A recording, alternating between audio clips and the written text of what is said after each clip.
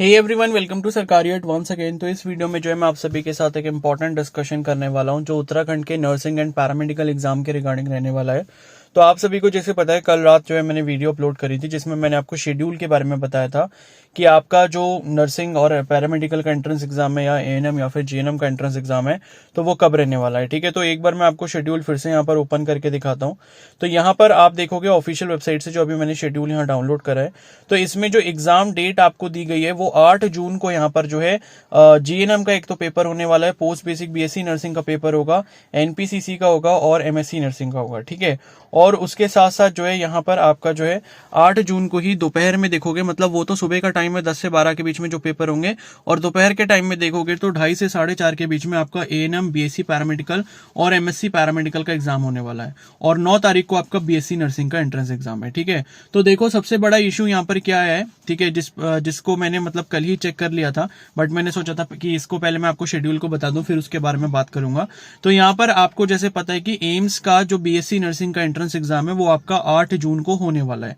और आप में से बहुत सारे कैंडिडेट्स स्टूडेंट्स ऐसे होंगे जिन्होंने उसका भी एग्जाम जो है वो देने के लिए जाना होगा। ठीक है, यानी कि आपने जो है application form AIIMS BSc nursing का अगर फिल कर रखा है तो आप कैसे, अगर आप मान लो उत्तराखंड का बीएससी मतलब बीएससी पैरामेडिकल का एग्जाम अगर आप देना चाहते हो तो वो आप नहीं दे पाओगे।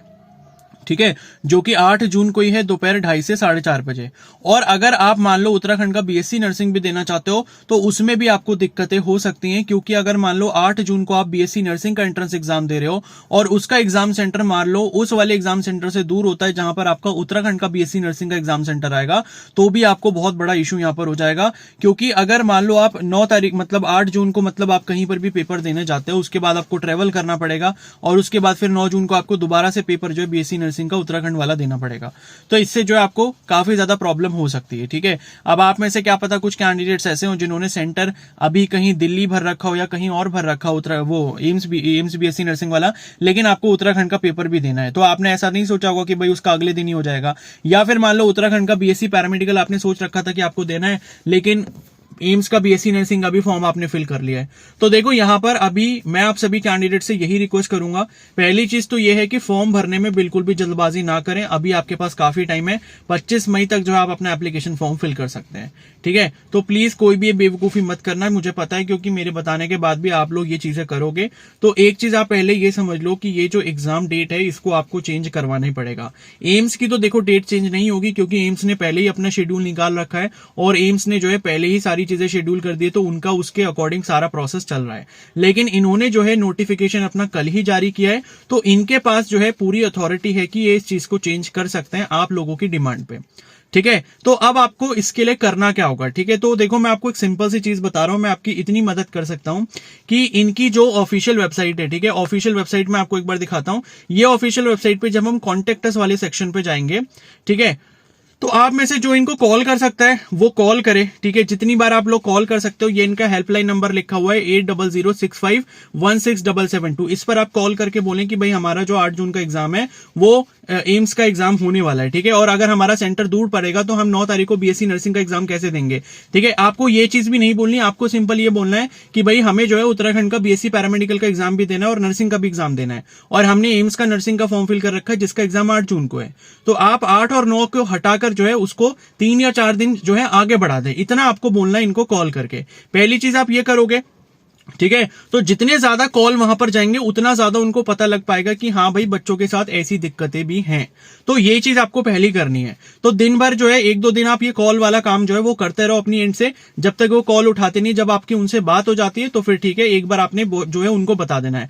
अगर ज्यादा से ज्यादा जितना कैंडिडेट्स ये करेंगे उतना ज्यादा उनके ऊपर इफेक्ट पड़ेगा और उतनी ही जल्दी फिर आपका शेड्यूल यहां पर चेंज हो जाएगा। ठीक है, तो पहला काम तो ये करना है। दूसरा काम क्या करना है, इनका जो ईमेल आईडी दिया हुआ है, ईमेल आईडी है info.hnbumu@gmail.com।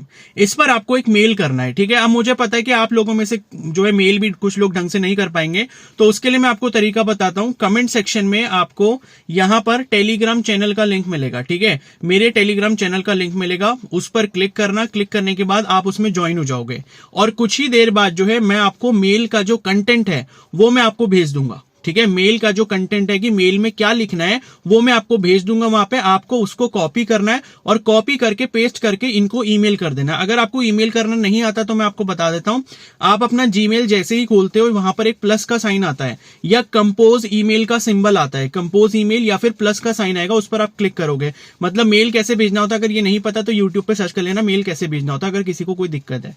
वरना जीमेल खोलोगे, अपना जीमेल की ऐप आती है, प्ले स्टोर से डाउनलोड कर सकते हो, उस ऐप को आप खोलोगे। वरना बहुत सारे लोगों के फोन में ऑलरेडी ऐप होता है और उसमें आपने अपना जीमेल आईडी लॉगिन कर रखा होता है, तो उसी में देखना राइट साइड में नीचे की तरफ जो है प्लस का साइन आता है या फिर कहीं पर कंपोज ईमेल का या न्यू ईमेल का जो है ऑप्शन आपको मिलेगा। उस पर जैसे ही आप क्लिक करोगे उसमें सबसे पहले आपको 2 लिख कर आता है, तो 2 में जो है हमको ईमेल आईडी उसका भरना होता है जिसको हमने ईमेल भेजना है। तो 2 जहां पर लिखा होगा उसके आगे आप ये वाली जो ईमेल आईडी आपको दिख रही है, ठीक है, ये ईमेल आईडी भी जो है मैं आपको कॉपी करके वहां पर जो टेलीग्राम चैनल है वहां पर आपको भेज दूंगा। तो वहां से आप इसको जो है कॉपी कर लोगे और कॉपी करके आप 2 की जगह पेस्ट कर दोगे। 2 के आगे इसको लिख दोगे info.hnbumu@gmail.com, ये लिख दोगे। उसके बाद उसका नेक्स्ट ऑप्शन होता है सब्जेक्ट का, ठीक है। तो सब्जेक्ट का क्या होता है, आपको ये सब्जेक्ट भी मैं उसमें वहां पर कॉपी कर, मतलब सब्जेक्ट भी मैं आपको भेज दूंगा क्या लिखना है, सारी चीजें आप एक एक करके कॉपी करके वहां पे पेस्ट कर देना बस, ठीक है। तो सब्जेक्ट में हम लोग यही लिखेंगे रिगार्डिंग पोस्टपोनमेंट ऑफ ये Uttarakhand BSc nursing and BSc paramedical exam, ठीक है, ऐसा करके हमको सब्जेक्ट डालना होगा। और उसके बाद वहां पर नीचे आता है आपका जो कंटेंट वाला हिस्सा होता है, यानी कि जिसमें आपको मेल लिखना होता है कि आप अपनी बात किस तरीके से उनको पहुंचाना चाहते हो या क्या कहना चाहते हो। तो कंटेंट जहां लिखना होगा आपको वहां पर कंटेंट में वही सब लिखना होगा कि आपके जो नोटिफिकेशन कल आया है उसके अकॉर्डिंग जो है हमारा जो एग्जाम है वो बीएससी नर्सिंग उत्तराखंड का 9 जून को है और बीएससी पैरामेडिकल का 8 जून को है, लेकिन हमारा एम्स का ऑलरेडी एग्जाम पहले से शेड्यूल है जो कि 8 जून को है, ठीक है।